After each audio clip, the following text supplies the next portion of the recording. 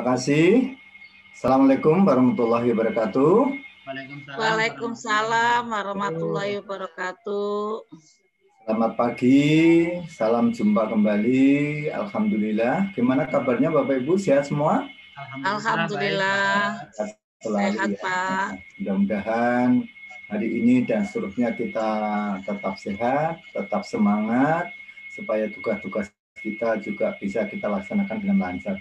Baiklah, untuk melanjutkan, mari kita awali dulu kegiatan ini dengan doa. Mungkin Pak Kardiman, monggo dipimpin, Pak. Ya, baik. Terima kasih Pak Bandi.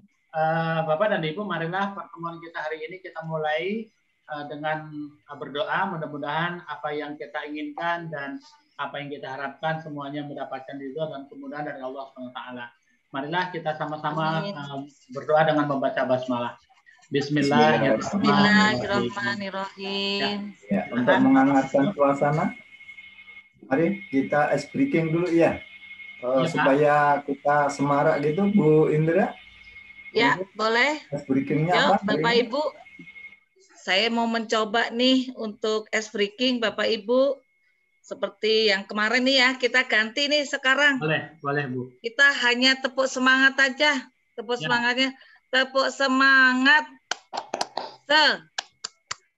Semangat. Semangat. Ya, oke, lanjut. Baik, terima kasih. Berarti tepuknya semangat, orangnya harus semangat. Nah, kita lanjutkan dari pertemuan yang kemarin. Sekarang akan kami sampaikan tentang profil pelajar Pancasila. Ini sedang booming, sedang gencar-gencarnya untuk pelaksanaan program sekolah penggerak. Muaranya pembelajaran berpusat pada anak didik. Nah, salah satu yang diharapkan adalah terbentuknya profil pelajar Pancasila. Mungkin Bapak Ibu pernah mendengar tentang kata-kata profil? Pernah, Pak. Apa profil itu? Apa profil? Identitas, Pak. Identitas bisa juga. Apa lagi? Karakter, ciri khas seseorang. Iya, bisa juga jati diri ya. Jadi setiap orang punya profil yang berbeda. Nah, profil pelajar Pancasila. Nah, di sini harapannya adalah pelajar yang diharapkan seluruh Indonesia menjadi generasi yang penerus ya. Ini mempunyai dan mengamalkan Pancasila sebagai dasar negara kita. Kita lanjutkan. Nah, di dalam mewujudkan profil pelajar Pancasila ternyata banyak komponen-komponen yang harus dimiliki oleh anak-anak kita ya, mulai dari yang pertama beriman bertakwa kepada Tuhan Yang Maha Esa ya, kemudian dan berakhlak mulia, dilanjutkan dengan berkebinekaan global, kemudian bergotong royong, kreatif, bernalar kritis, nah akhirnya menjadi orang yang mandiri ya, mandiri. Baik, nah, coba kita lihat profil pelajar Pancasila. 1, beriman bertakwa kepada Tuhan Yang Maha Esa. Di sini saya sajikan 2 anak kecil yang sedang berdoa. Nah, kira-kira doa yang utama kita harapkan dari anak itu doa untuk siapa, Ibu Indra? Biasanya berdoa pertama untuk kedua orang tua, kemudian berdoa untuk dirinya sendiri, mungkin juga untuk keluarganya. Nah, itulah dari ciri anak-anak yang soleh dan solehah. Harapannya mendoakan kepada orang tua sebagai bakti ya, sebagai ucapan terima kasih. Yang kedua berdoa untuk dirinya sendiri supaya nanti setelah besar nanti terbiasa untuk selalu berdoa ketika memulai aktivitas. Nah, untuk berikutnya, nah coba Bu, itu apa maksudnya? Profil pelajar Pancasila. Yang kedua, berkebinekaan global, nilai Pancasila dan Bhinneka Tunggal Ika wajib menjadi nilai yang dipegang bersama oleh seluruh masyarakat Indonesia termasuk pelajar. Jadi maksudnya begini Pak, bahwa para pelajar itu harus selalu berkomunikasi, tidak hanya teman satu wilayah tapi bisa seluruh Indonesia. Ya, baik. Nah, di sini kita gambarnya ada anak-anak yang sedang berpakaian adat, begitu ya. Kemudian di belakangnya ada peta Indonesia menggambarkan inilah kehebatan Indonesia, keunggulan Indonesia. Mereka beraneka suku, bangsa, bahasa, budaya, adat istiadat, tetapi dapat diikat dengan satu dasar, yaitu Pancasila. Nah, kebinekaan ini harus kita tumbuhkan supaya mereka saling cinta mencintai, saling sayang menyayangi. Tidak ada istilahnya suku ini lebih unggul, suku itu lebih unggul, nggak ada. Semuanya adalah sama. Nah, itu nilai yang kita harapkan. Baik, saya lanjutkan, yaitu profil pelajar Pancasila yang ketiga itu gotong royong. Amati gambar, ya, gotong royong. Ini satu kalimat ya, bukan gotong sendiri, bukan royong sendiri ya. Kalau gotong jelas ada artinya, tapi kalau royong kan nggak ada ya artinya. Apa itu royong kan nggak ada gitu ya. Jadi ini satu kata gotong royong. Nah, di dalam gambar itu ada yang digotong ya. Ada yang digotong. Sampah, Pak. Sampah. Nah, kemudian ada juga yang aktivitas mereka bekerja sendiri. Nah, ini orang yang megang sapu dia kerja sendiri, tapi tujuannya juga sama, yaitu dalam rangka kegiatan kebersihan lingkungan. Nah, ini dua anak, yang satu megang pengki, yang satu megang sapu. Artinya bahwa gotong royong dibangun sejak kecil, sejak dini, diharapkan nanti mereka terbiasa hidup bermasyarakat, itu mau bergotong royong. Tidak, apa istilahnya Pak Kardiman, kalau orang yang tidak mau bertetangga, tidak mau apa itu, peduli, komunikasi dengan tetangga itu apa namanya Pak itu Pak? Apa ya? Jadi dia acuh ya? Apa ya? Acuh tak acuh ya Pak ya? Kalau bahasa Jawanya ijir ya. Gimana? Bahasa Jawanya itu ijir. Ijir itu orang yang tidak mau bertetangga, berkomunikasi juga nggak pernah, menyapa juga enggak, itu namanya ijir kalau di dalam bahasa Jawa. Tapi untuk bahasa Indonesianya apa ya, orang yang kayak gitu ya. Masyarakat kota kan kebanyakan kan itu individual ya. Nah, mungkin istilahnya individu gitu ya. Tapi kalau istilah yang bakunya orang yang tidak peduli terhadap lingkungan itu apa gitu, apa cuek istilahnya. Ya, cuek gitu ya. Cuek mungkin. Jadi, dengan gotong royong ini coba anak-anak diharapkan untuk terbiasa mereka bersama-sama menyelesaikan suatu pekerjaan. Itu makna dari gotong royong. Selanjutnya Bu Indra, apa itu Bu? Mandiri Pak. Mandiri. Bahwa pelajar, apa maksudnya? Ya, profil pelajar Pancasila yang mandiri itu adalah pelajar yang bertanggung jawab, Pak. Bertanggung jawab atas suatu proses dan hasil belajarnya. Nah, elemen di sini yang menjadi kata kunci adalah memiliki kesadaran akan diri dan situasi yang dihadapi, serta regulasi diri. Jadi dia bertanggung jawab apa yang sudah dilakukan, Pak. Mungkin gitu ya, Pak? Betul, ya. Jadi itulah yang dimaksud mandiri, harapannya mandiri sesuai dengan usia. Contoh di gambar ini adalah anak kecil yang sedang mengenakan baju. Ya. Sekiranya apa yang didapatkan ketika anak sekecil ini sudah bisa memakai baju sendiri, kira-kira bagaimana Pak Kardiman? Ya, mandiri Pak. Kalau anak kecil itu sudah bisa memakai baju sendiri, diharapkan anak itu sudah bisa belajar mandiri gitu ya, sehingga nanti suatu saat nanti dia tumbuh dewasa, dia sudah punya bekal untuk kemandirian. Dia tidak lagi merepotkan orang lain gitu ya Pak. Ya betul. Jadi kemandirian diawali dengan pekerjaan yang paling mudah, ya paling sederhana, tetapi itu penting. Karena apa? namanya anak-anak itu setiap pagi rutinitasnya itu kan bangun, tidurku terus mandi kan gitu ya. Tidak lupa menggosok gigi, habis mandiku tolong ibu membersihkan tempat tidurku. Nah kalau ini habis mandi ku tolong ibu, ku pakai baju sendiri. Nah itu.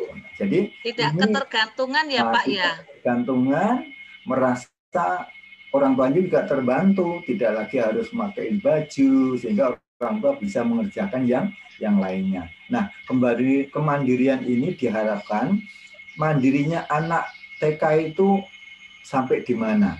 Mandirinya anak SD itu sampai di mana? Mandirinya anak SMP, SMA, SMK sampai perguruan tinggi itu di mana? Sehingga ketika mereka sudah tahu tugas dan kewajibannya, nah mungkin itulah yang bisa dikatakan istilah mandiri.